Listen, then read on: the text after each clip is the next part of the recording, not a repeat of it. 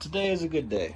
Why is it a good day? Because we have our fairings and they are all ready for assembly. So we have our fairings all ready to go and ready to bolt on after we have made everything fit, right? But before we do so, I know some people were asking about the catch can that I'm running. So here is that hobby catch can. It's just an RC fuel tank. We've got our drain line that comes in, and then we have our vent line from the tank that goes up to the top, and we have an overflow which also serves as a vent so it doesn't vapor lock if you've got the fuel that's coming in there. So it's just velcroed up here to the intake, and that's what we're running on that. Moving on to our fairing set. Fairings are pretty cool. We've got these from Moto X pre-Cambi with the tank cover and our Superbike style battery cover on here. So I'm going to run over this a little bit with you guys so you can see what to expect when getting a pre-ordered set like this. These fairings are absolutely not perfect, and if you look close enough on a lot of little areas, you're gonna get stuff like runs. So like right here, you can see there's a little bit of a bubble and a run. As you roll around a lot of these pieces, you're gonna see some of the fine edges. They're decent, man, but they are not what I would call like a show quality. They work really well and they are awesome for the price. But some of the edges that you're gonna see, you're gonna have little runs, you're gonna have little bubbles or imperfections. So let's take a look at like the side fairings, right, and the belly pan. I'll show you what we're talking about. So here we are with one of the side fairings. It'll be kind of difficult to see, but right there in the center where the light is hitting, you can see that there's a little bit of dust, right? Some dust flecks in there. Same thing right here, center frame, and then off here on the black, you've got some. So these are not absolutely like show perfect, but you're also not paying for show perfect. These things I think are great for what they are, and they are an excellent value overall. With our belly pan, it does come painted on the inside. I did have to add some heat shielding on here. Let's roll this over so we can show you some of the different additions that we've done. So again, you're going to get some paint imperfections. Some of the places that you're going to see, some of them you're not. It really just depends. With these fairings too, as a heads up, man, you're probably going to have to make some adjustments. So the adjustments we've had to make are cutting the actual fairing itself from the stock condition, and that's to get on this side to clear the shift lever. The CS Racing exhaust does fit with the Acroprovic exhaust style for the belly pan, but again, you're going to have to make some adjustments to get everything to fit. This had to been like notched out or clearanced so that our rear sets fit. Let's roll this around and you'll take a look at our clutch side. Why I wanted to bring this up is you can see that this isn't perfectly round, and that's because I've had to clearance and chamfer it. If you look down here at the edge, if we get this thing to focus, there we go. We've had to trim everything up on that edge so that this isn't as thick, and really that's because I'm running those GB Racing covers, and so you're gonna have to do a little bit of detail work. These aren't 100% bolt on, especially when you start doing extra stuff and you are adding aftermarket components. Another area we had to clearance was for the exhaust system. We had to cut out some of this back here to make sure that the exhaust fits nice and tidy under there. So again, handful of things. While these are not perfect fairings, you're gonna have to do work on them anyway, so that's why I really don't mind the subtle imperfections. Just know what you're getting overall. So with that said, one of the funny things on this particular paint job, if you look closely there, yeah, that's a hair. Some Italian dude's hair is stuck to my paint job, so that's kind of funny. Now we've got his DNA. So again, these are not perfect fairings, man. You're gonna have little issues, but if you're looking for a good set, race quality, I think these do a really good job for Moto X pre-Cambi.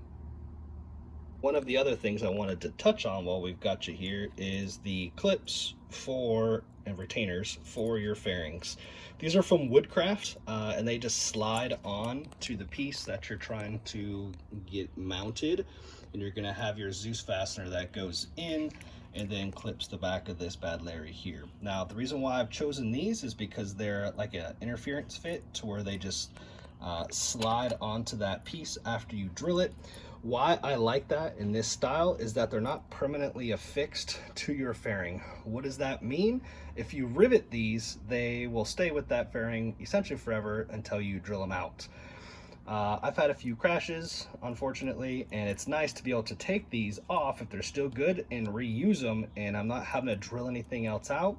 I do affix them a little more with some adhesive here, just some like JB Weld clear adhesive. That way they're not sliding around all over the place. You can see a bunch of these have some overspray or over drip on these, but it keeps them in place and they work out nicely. So again, these are the Woodcraft DZUS fasteners, nice little kit that works out, and it's relatively inexpensive.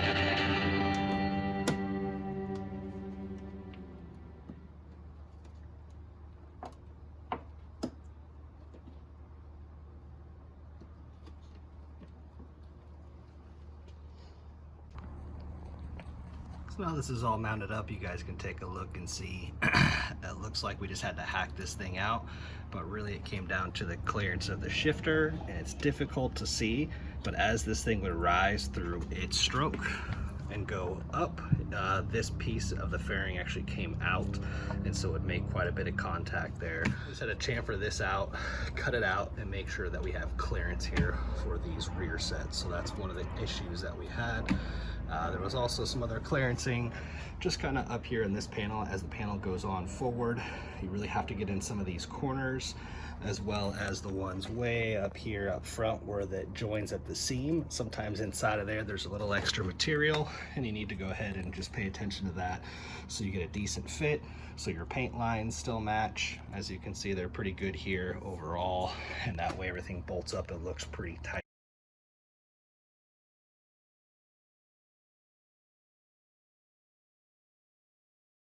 Here on the other side, we can see this is where, again, that chamfering had to take place and just clearancing, just to make sure that we could clear the rear sets, and now they're good to go on there. We got a little bit of dirt we got to clean up, but overall pretty good. And again, with that GB cover, it's a little bit bigger, so you have to clearance it so you can get enough room so it fits tidy.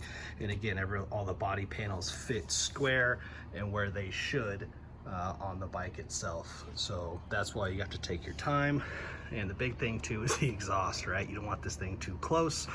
So really take your time and make sure that when you mount these up, it's not just thrown on there, because nothing bolts up first time.